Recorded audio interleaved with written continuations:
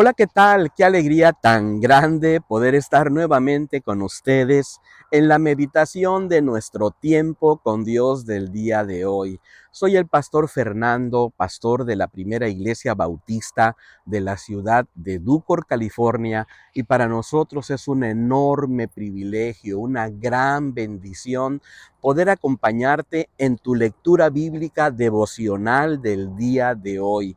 Estamos ya en el mes de noviembre y nos corresponde meditar algunos salmos bíblicos a partir del Salmo 62 hasta el 72 durante este mes, y más adelante estaremos abriendo la escritura ni más ni menos que en el libro de Apocalipsis, y será todo un enorme desafío, toda una enorme bendición poder tomar esta lectura bíblica. Gracias por suscribirse a nuestro canal, gracias por compartirlo con otras personas. Para nosotros realmente es una enorme, enorme bendición. El día de hoy entonces nos corresponde la meditación en el Salmo número 63, propiamente todo el Salmo desde el versículo número 1 hasta el versículo número 11. Nosotros le hemos titulado a esta meditación de la siguiente manera: vive satisfecho, vive satisfecho. Sabes, la vida que estamos viviendo muchas veces nos lleva a enfrentar ciertos desafíos. La vida en sí no es nada fácil, tenemos complicaciones, a veces atravesamos dificultades de manera personal, en nuestro matrimonio, en nuestra familia, quizás en relación con nuestros hijos. En medio de todo esto, muchas veces nosotros no encontramos la satisfacción, no encontramos la plenitud, no nos sentimos contentos del todo, porque a veces pues tenemos expectativas no reales, expectativas que no son realmente las expectativas que deberíamos de tener en la vida. Probablemente nos comparamos con otras personas, con otras familias, con otros ministerios, y de alguna forma nos queda una sensación como de insatisfacción. Bueno, ¿cómo podemos nosotros tener una vida satisfecha? Creo que el salmista David, en medio de su situación, en medio de lo que él está viviendo en este precioso salmo, nos puede enseñar por lo menos tres enseñanzas, tres situaciones, tres modelos prácticos que podemos nosotros atesorar para poder vivir de alguna manera satisfechos. Te voy a leer el versículo número 1 hasta el versículo número 4 de esta escritura, y creo que hay una primera enseñanza aquí que yo dejo en tu corazón.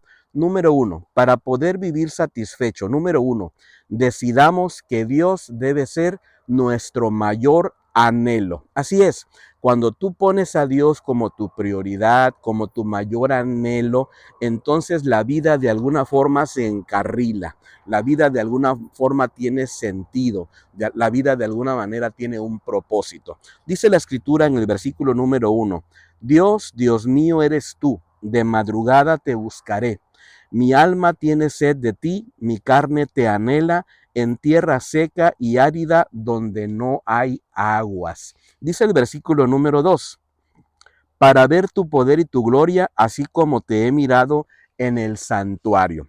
Ahora, para hacer un poquito de referencia, en la versión Reina Valera, cuando leemos la versión Reina Valera de este salmo, en la parte de arriba se nos describe más o menos la situación que está sucediendo alrededor del salmo, de la manera como se escribe el salmo. Y ahí se nos dice que es un salmo escrito por David cuando él estaba pasando por el desierto en Judá. Aparentemente el texto alterno que conlleva a este salmo se encuentra allá en el segundo libro de Samuel, allá en el capítulo número 15, del versículo 23 al 28, y se hace la mención de que aparentemente David va huyendo de algunos enemigos. Esos enemigos incluían a uno de sus hijos, a Absalón, y entonces entra en el desierto y va por esta situación. Bueno, ¿por qué te digo todo esto? Bueno, porque en medio del desierto David tenía razones para sentirse frustrado, David tenía razones para sentirse desanimado, desalentado, porque su propio hijo lo estaba traicionando, porque su propio hijo los estaba rebelando contra él en medio de todas las circunstancias. Pero me encanta que en medio de todo esto él decide que Dios es su mayor anhelo y dice, de madrugada te buscaré. Mi alma tiene sed de ti, mi carne te anhela en tierra seca y árida donde no hay agua. En medio de su desierto, en medio de su circunstancia, él toma la decisión de que Dios debe ser su mayor anhelo. Y me detengo aquí y te hago una pequeña pregunta. ¿Cómo actúa usted? ¿Qué es lo que usted hace cuando atraviesa dificultades en la vida? Digamos, cuando pasas por tus desiertos, ¿qué es lo que haces? ¿Solamente te quedas observando la sequedad, la aridez de la tierra? ¿O de repente entiendes que en medio de tu desierto Dios te acompaña y entonces Él puede ser tu prioridad? Me encanta la manera en cómo se describe el versículo número 2, 3 y 4. ¿Sabes por qué? Porque me habla sencillamente de que David, de alguna forma, aparte de poner su prioridad en Dios, también decide no mirar las circunstancias, sino más bien mirar, enfocarse en Dios, contemplar la hermosura de Dios y descansar en su misericordia. Dice el versículo número 2 de la siguiente forma, dice, para ver tu poder y tu gloria, así como te he mirado en el santuario.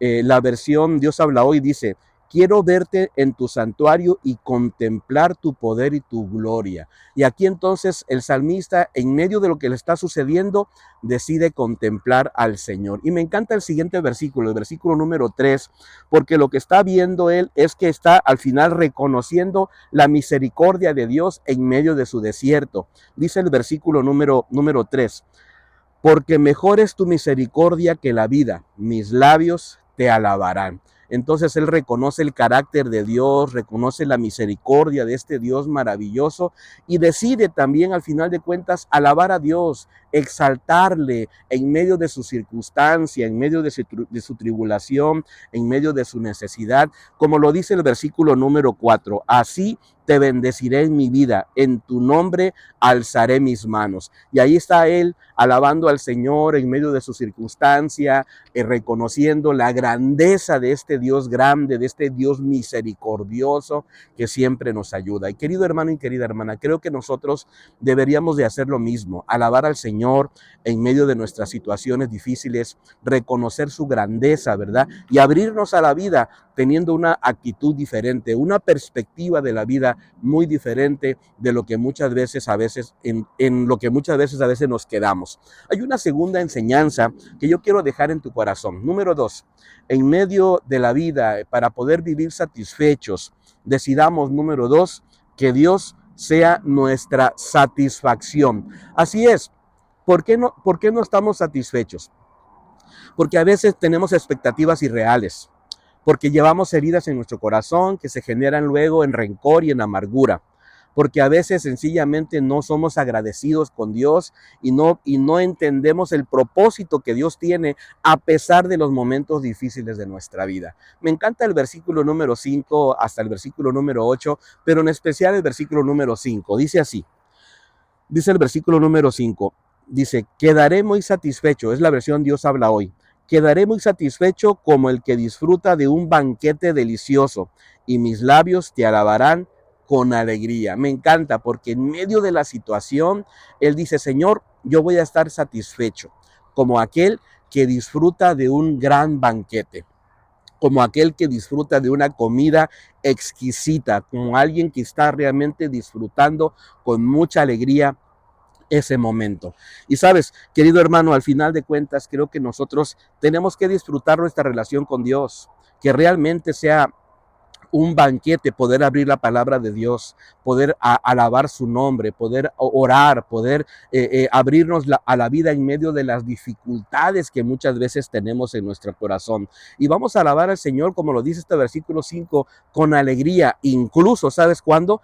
Cuando pasemos por esas noches tormentosas, por esas vigilias de la noche, de esos momentos donde a veces se nos espanta el sueño de tantos problemas que tenemos. Dice el versículo número 5 y el versículo número 6 en la parte final del 5. Dice, y mis labios te alabarán con alegría. Versículo 6, cuando me acuerde de ti en mi lecho, cuando medite en ti en las vigilias de la noche. Esos momentos difíciles, esas vigilias tan largas que a veces llegan a nuestra vida, donde estamos en medio de dificultades y de mucha aflicción. Ahí podemos alabar al Señor y podemos estar satisfechos aún en medio de esas tremendas circunstancias. ¿Sabes por qué?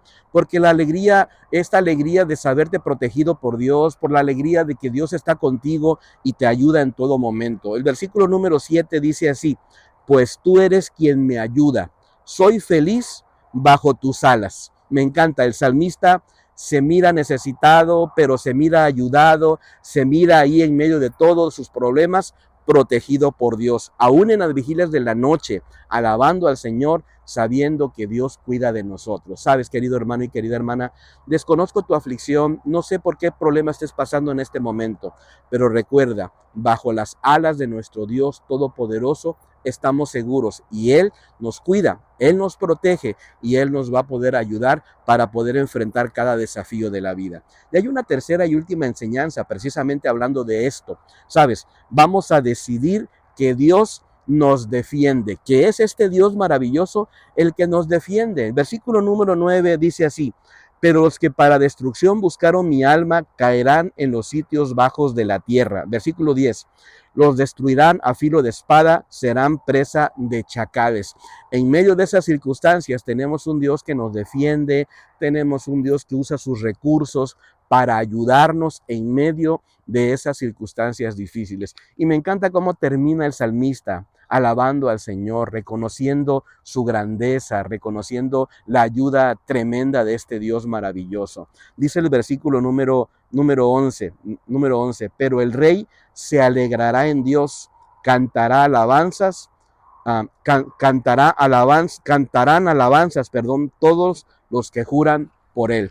Él se alegra, el rey dice, de alguna forma se alegra en Dios y van a cantar alabanzas todos aquellos que le van acompañando.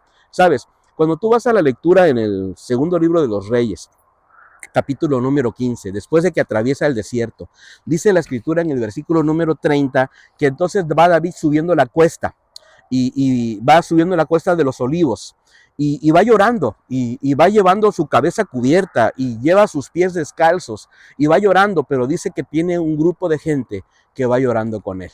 Y sabes, qué hermoso es saber que en medio de todo, Dios pone gente a nuestro alrededor que nos puede soportar, que nos puede ayudar, que nos puede brindar ese aliciente para poder seguir adelante en medio de cada desafío de la vida. Bendigo tu vida, que el Señor te siga acompañando.